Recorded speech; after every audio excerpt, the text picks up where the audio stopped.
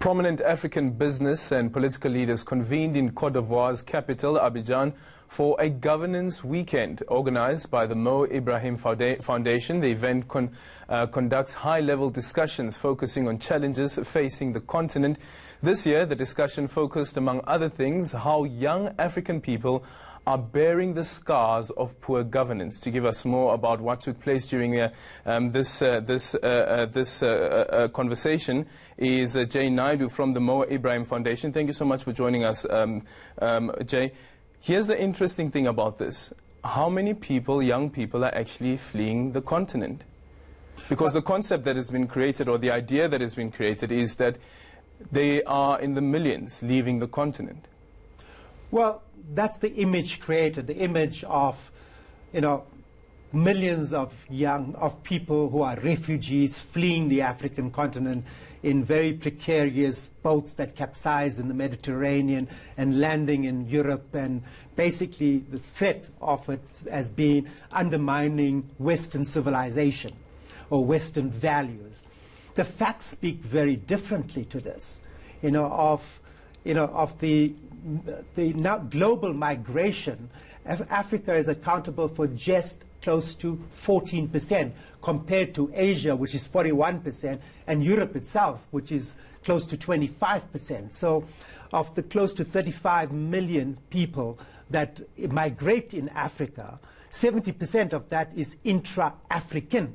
Mm-hmm. And the second point is that most of the people that are leaving the continent are young people. They're educated, they're men and they're women. These are people who are the most valuable asset of our continent, the brains trust of our continent, who are leaving because of poor economic prospects, because there's not just a glass ceiling on their heads, there's a concrete ceiling on their heads, mm-hmm. because of bad governance. And these people add a tremendous amount to the GDP of countries where they go, because they have valuable skills, they're entrepreneurial, mm-hmm. they understand technology, and so they're an asset. The argument that has actually been made as well is that if you look at the United Kingdom, some have been saying that the population there is quite old, and you actually do need some of these young people to come and rejig the economy of these countries, especially in Europe. Absolutely, not just Europe, but if you look at China, mm-hmm. if you look at North America. So if you look at South Africa, the profile of the demographics of Africa, 60% of people who live in Africa are under 25. By the year 2100, by the end of this century, the youth population of people who are under 25 will be 1.2 billion in the African continent, when the profile demographically around the developed world in particular is declining. They desperately need our skills. Mm-hmm. And so this is our most valuable asset. This is our greatest asset. The reality is, what do we have to change in governance so that the skill profile of this youth dividend can be our greatest export? Because they go, they add value, they remit a lot of their income back to Africa, and they come back. Mm-hmm. And like they are doing in China, like they're doing in India, and could develop our continent to the point where we use the assets in a way that benefits and improves the quality of life of all our people in Africa. Mm-hmm. What do you then say to someone who may be arguing during one of these discussions at the European Union as Parliament, and then say that, but some of these migrants are putting a strain on the public services? Well, the data proves differently. And that's why we have to go back to the data. So if you're looking at the data in South Africa, for example, where we have xenophobia, we know that migration into South Africa, the data tells us, adds close to 9% to the GDP growth. In Côte d'Ivoire, where we had the conference, it's 19%. So if you look at it globally, there is data that proves that the contribution of the migrants, mm-hmm. adds to the GDP growth and economic development. And if you look at it, most migrants who in these host countries spend up to 75 to 80% of their incomes in the host country. So again, these are lies. This is fake news. But why is it that the men on the street seems not to feel this? Because especially in South Africa, and what's been happening over the past few days, we've seen what's happening in Alexandra Township as well, where foreigners are being attacked. It's again manipulation. It is about political opportunism. It's about weakness of organization on the ground. If we look at my role in the trade union movement as the General Secretary of COSATU, I mean, we didn't look at Africans from the rest of the continent as foreigners. In fact, the president of the Mine Workers Union came from Lesotho. The president of the union I was General Secretary of came from Swaziland. We were migrant workers who came together, and we built this notion that we are all part of the African continent. We are all suffering under oppression. And it's the weakness of organization today that leads to political opportunism, because people are always looking for a scapegoat. In Europe, you know, even in relation to Brexit or into the rise of right-wing populism in Europe, it's all about who can we blame for our problems. And a lot of the problems are because of bad governance, because of corruption, because of state capture, because we have not improved education to keep aligned to the changes in technology revolution that is creating a fourth industrial revolution, where machines are going to replace much of the work that we're doing. We haven't kept pace with the changes, and now we have to find someone to blame. Is the reason why we haven't kept pace, is it because that young people are being kept out of these discussions, they're kept out of these decision-making roles? Well, if you look at the reality, most of our leaders in this continent are probably 40 to 50 to 60 years older than the generation that today is your generation. And the question is, if I look at myself in technology, even though if I was the Minister of Communications, I'm a digital immigrant.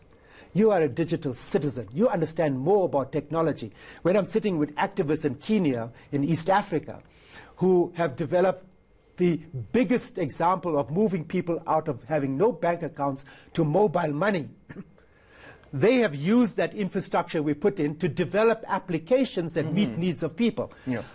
I cannot think like that. And so one of the challenges of my generation is to let young people into the space. You know, what government should be doing is opening technical centers, is reducing bureaucracy, taking services online. Take question of registration of a business today. We have to go and sit in a queue and wait the whole day. And if you're lucky, you get a license. It should be online. We should talk of supply-side measures from the side of government that support young people, particularly the ones that are graduating, build their own enterprises. This is a different way of thinking about the economy. I wonder then, how do you balance this out? Because if you look at the quest for freedom or the quest for independence, whichever country you may look at, whether you speak of Uganda, whether you speak of Liberia, it has always been young people who would be leading the revolution. However, though, once those countries become independent, the same would apply here in South Africa as well. It was young people in the forefront of also fighting the apartheid government. But once the country then becomes independent and becomes a republic, there almost seems to be a shift away that says that those who may have led the revolution must be the same people who remain in power and also lead the country. And eat their children. And eat their children. And that's the dilemma that we face in politics anywhere in the world. We're not unique as South Africa. And that's why young people have to find their voice, they have to find their struggle, they have to find their destiny, and they have to fight. Is Africa ready for that? Is Africa ready for a president that is as young as the Prime Minister of Canada, for instance? Well, I think Africa is ready for new leadership.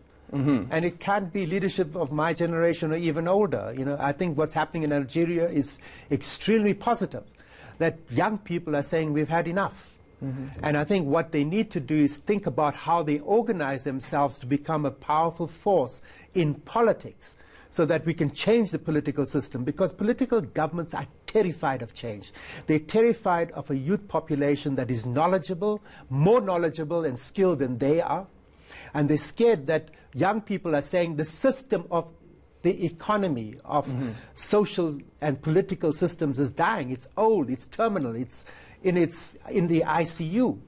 Young people are saying we have to redefine what democracy means, what economy means. We can't be trying to be a poor photocopy of some failed model. Even education. Even education. Yeah. Because we're at the edge of a precipice and we face an ecological emergency, and young people are saying today we cannot continue an economic trajectory that threatens our future. This is a conversation we should welcome young people into, and my generation must learn to listen to them, because they have solutions that we have not even begun to think about. Will that generation listen? Jay Naidu, thank you so much for your time. That is Jay Naidu from the Mo Ibrahim Foundation. When we return, migration is at the center of this year's African peer review mechanism discussions in Egypt. More on that in just a moment.